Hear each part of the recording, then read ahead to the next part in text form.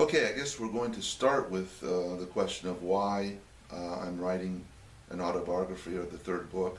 Basically, I've written already two books. One's been published, one is in the process of being published. The first one was called Conscious Awakening, and the second one is called Messages of Awakening. And these were books that were inspirations and consciousness that I felt that I wrote over the last several years. But during that time, many people, not just here in the United States, but in other parts of the world, have said to me the same thing. You have lived kind of an interesting, unusual life for a boy from the Midwest who kind of took off and traveled around the country and also around the world, and was involved in a New Age religious movement, and was involved in Wall Street as a financial advisor, and then all of a sudden involved in the world of the path of spirituality, meditation, yoga, these kind of things. And they've said, why don't you write a book? And I said, well, maybe that's a good idea. The primary reason for that is to help other people. If what I've gone through, what I've experienced, what I've overcome, how I've grown, and the realizations and insights I've attained can be helpful to other people who are struggling with a variety of life issues, then I think it's a good purpose to be able to write the book for that reason.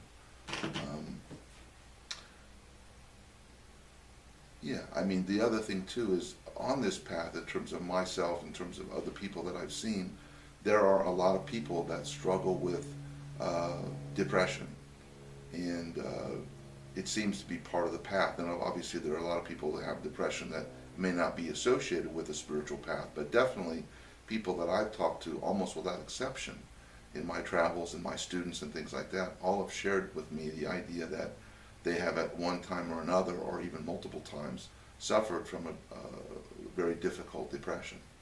And a couple years ago, my brother passed away because of that. He took his life because of depression. So this is kind of an additional motivation for me why to write this book. If sharing the things that I've gone through, and hopefully the things I've overcome, can be a guide and a light for people that are at that point, that are going through severe depression, and can help them lift themselves out of it without going to the extreme of suicide, I think that's also a very good reason to write this book. There's been several people that have contacted me through Facebook and Skype that were on the brink of ending it, and I was able to share with them not only words but also energy and healing that help them and prevent them from doing that. There are several testimonies. There's one lady out in Oregon that wrote a couple of YouTube testimonies about her experience with that. That would be, it's very inspiring to me. Pretty much that's it. I'm an author, a teacher, meditation teacher, a healer.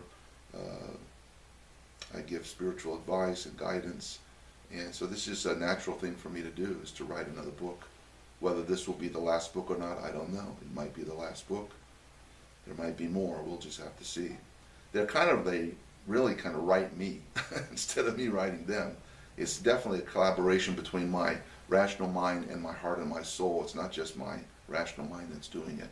It's a tapping in of a deeper energy within myself and within the universe that tends to flow when I start to write these particular books, especially the first two books.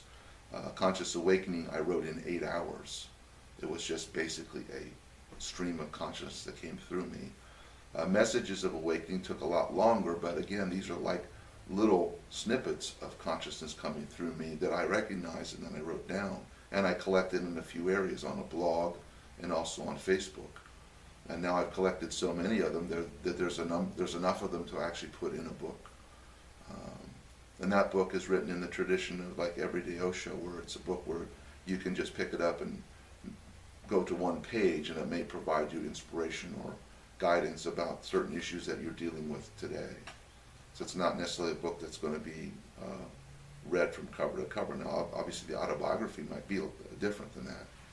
So, what's your writing process like? Writing process? Yeah.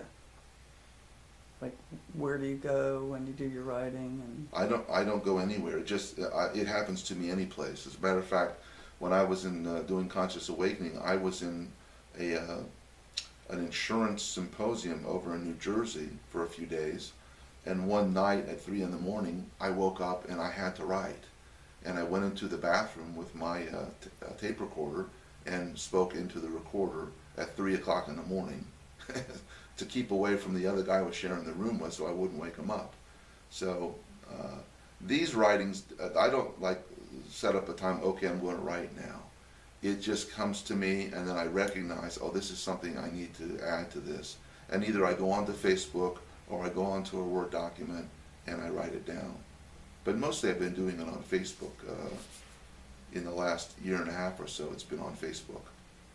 And there's, quite frankly, there's some that I missed that I felt was something to write, and then I remembered it, but then I forgot to write it on Facebook, and then I forgot it later.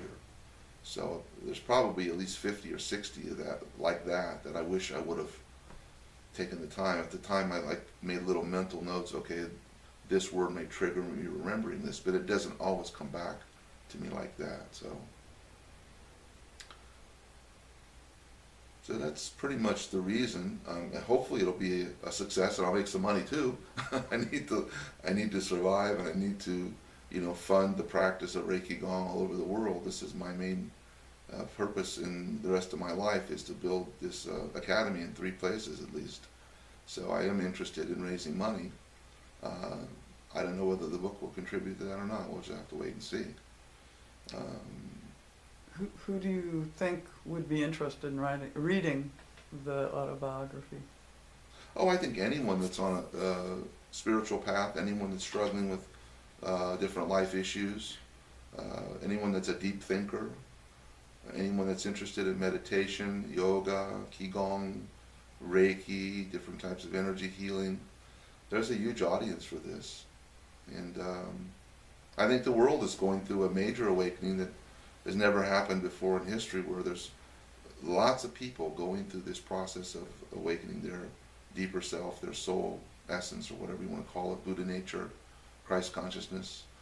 And so if that's the case, then there's really a need for not one particular teacher, but many teachers to reach out to many people in many geographic locations. I think the days of guru yoga and kind of like the religion with Christianity, things like that, where you've got one dead master as the center and everybody kind of tries to follow, I think that's just not going to work anymore in this world. There's too much going on. There's too many challenges for that to practically work. We haven't seen a real awakening of humanity yet. It's got to be more profound. It's got to be more structured. It's got to be lots of people going through this process, not just one person. I call that brother-sister yoga instead of guru yoga, or just one portal. You have many people, and you recognize the fact we're all the same. There isn't anyone better than anybody else. Okay, some people are more down the path of their awakening than others, but that doesn't mean the people that don't have the same seed and potential, therefore the same value. And when spiritual teachers start getting full of themselves and have rivalries, and this is just another manifestation of ego happening again. So I think that model is what I believe in. It's the age of Maitreya. We call it the age of Maitreya, or friendship. The happy Buddha, the friendship Buddha. There's been many in the Buddhist teaching. There's a lot of teachings about the new age is going to be the age of friendship and Maitreya, and the next Buddha will be the Maitreya Buddha. So, and that could be one person. It could be a collective of people that recognize that we're all in this together. We're all brothers and sisters. We're all one family of humanity, and that's it. All the other labels we use to divide us certainly don't help bring about unitive consciousness. It's finding the commonality within each individual, the divinity, the consciousness that's deep inside, that's connected to the soul. That's what brings us together, not the mind of division and separation and labeling and trying to evaluate and structure things in a hierarchical type of thing. This is not necessary anymore, in my view. We got to transcend that. We need to get to the realm of heart and family as a primary thing. Okay? It's almost done. Good. Yeah, not going to take an hour. Only been 10 minutes that we've Yeah. been taping. It's almost there. Great. So maybe we can get at least a half hour worth of the first section. Okay. And like you said, it doesn't have to be in order. Oh, that's true. We don't have to do childhood first or anything else. Maybe do childhood last.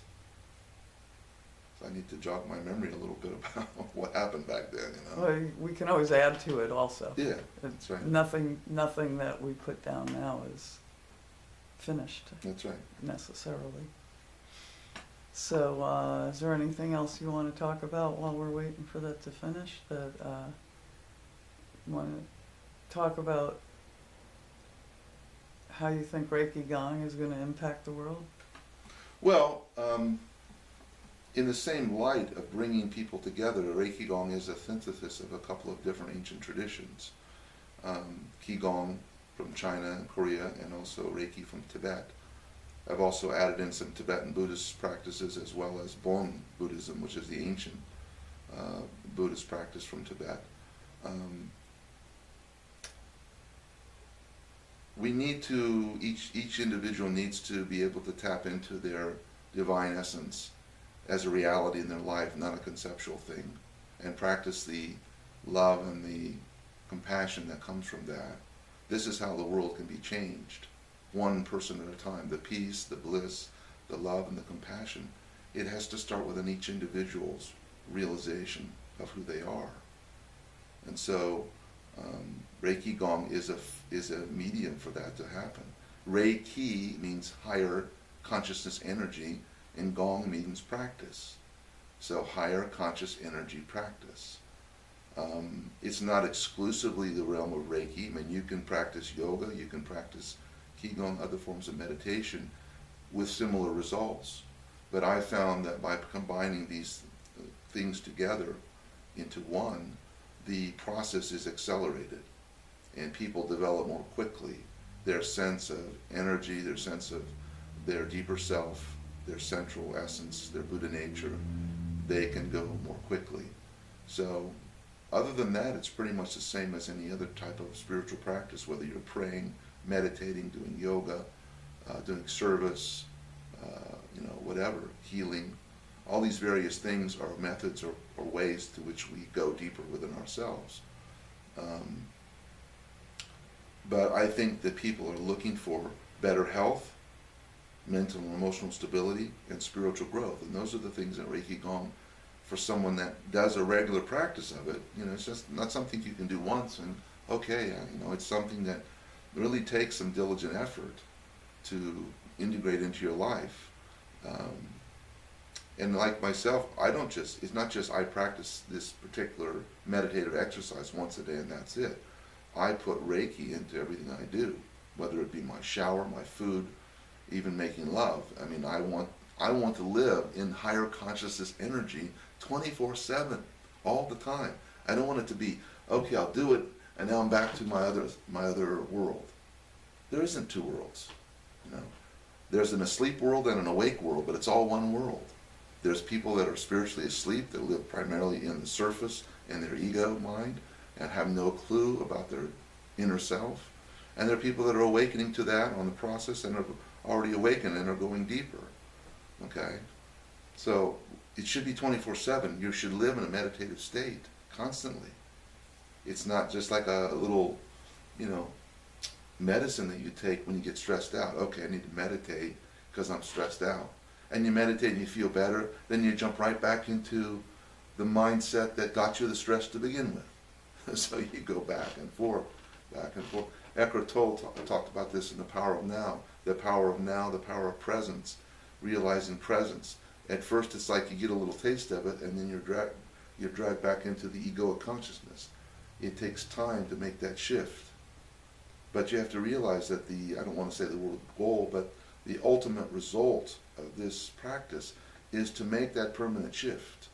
to a state of full awakened consciousness and meditative presence in your life all the time. Okay?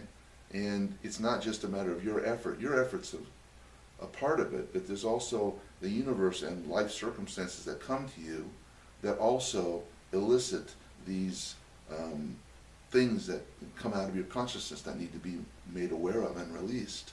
This is a process of growth. It's your efforts as well as the universe working with you. Probably the universe working with you is more important than your efforts. But if you don't make the effort, you won't see any benefit. Okay? So Reiki Gong, meaning higher energy consciousness practice or management, is applicable to everyone, regardless of what religion they are, regardless if they're on another spiritual path or not. It's essential energy management. Energy being life energy, spiritual energy, mental energy, emotional energy, vital energy, all the levels of ki that we are a part of, that are part of us. Learning to manage those is very beneficial. So, I mean, quite frankly, everyone in the world could practice Reiki Gong or some form of it and have some benefits to that. What's my goal is to teach as many people as I can before the day I die. I don't know when I'm going to die. I'm 57 years old. I've got maybe another 30, 40, 50 years, maybe 10 years, who knows. My goal is to take what I've learned and continue to learn and share that with others for the benefit of their physical health, mental and emotional stability, and spiritual growth. And that's pretty much it. And make a living, either with Reiki Gong or with something else to survive, but the focus and purpose of my life is that, to help others in that level. So, and to create a community, not a separate community, but an integrated community with everyone else, as one human family, as one brother and sisterhood. You know, the labels and the exclusiveness of this path and this way, or atheist or agnostic or Christian, whatever, and everyone cling to their exclusive way as the best. This is not going to bring the world together. It won't. Never will. And insisting that you give up yours to join mine, it's not going to work. It doesn't work.